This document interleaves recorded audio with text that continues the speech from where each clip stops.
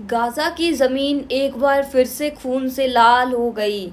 सिर्फ रोटी मांग रहे थे, बदले में मिली मौत। नमस्कार दोस्तों, मैं अयाना अग्रवाल फिर से आपके साथ एक नई डिप्लोमेटिक वीडियो में, जहां हम जानेंगे इसराइल और गाजा के बीच में हुए वॉर के बारे में। किस प्रकार के मेजर स्टेप्स लिए गए, दोनों कंट्रीज़ के द्वारा किस तरह के अटैक्स किए गए। तो मैं बता दूं आपको, यहाँ पर शुक्रवार को गाजा में नेटजारिम कॉरिडोर के पास सैकड़ों लोग जमा थे। कुछ खाने के लिए, कुछ दवाई के लिए, कुछ सहायता के लिए और कुछ बेबस।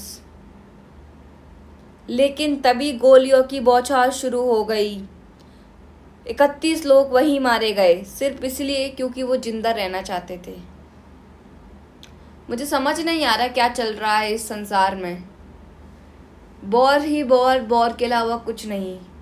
क्या ये दुनिया को ख़त्म करने का समय आ गया है? क्या चल रहा है? क्या किसी के पास इस प्रश्न का उत्तर है? कभी देखो इस कंट्री के साथ वॉर, कभी देखो उस कंट्री के साथ वॉर।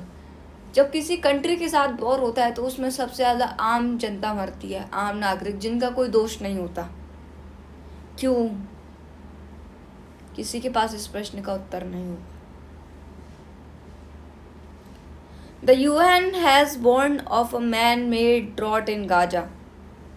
UN ने कहा कि ये सूखा किसी कुदरत की वजह से नहीं, हमारी वजह से है। यूनिसेफ के मुताबिक अब गाजा में सिर्फ 40% पानी बचा है, बाकी सब बर्बाद कर दिया गया है। 6 महीने से 5 साल तक के बच्चों में कुपोषण 50% तक बढ़ गया है। मेलन्यूट्रिशन, बच्चे पोषित नहीं होंगे। अगर बच्चे पोषित नहीं होंगे तो देश का भविष्य कैसे सुरक्षित होगा? लेकिन हमें किसी बात समझा सकते हैं? हम खुद समझ सकते हैं और जनता को समझा सकते हैं, लेकिन वहाँ की सरकारों को तो नहीं समझा सकते, जो एक दूसरे से युद्ध लड़ रहे हैं। ये लड़ाई अब सिर्फ दो देशों के बीच नहीं, ये लड़ाई इंसानियत की और ज़मीर की है। अगर आज हमने आवाज़ नहीं उठाई तो कल ये खामोशी और लाशें जाएंगी। Raise your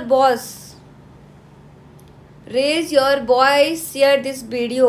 humanity needs you. #pray for Gaza, #stop the war.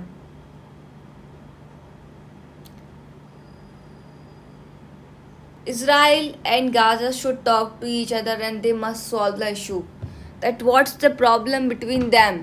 If they will not stop the war, the people of Israel as well as Gaza will kill in this war, and there will be nobody who will be the survivor on both nations' earth.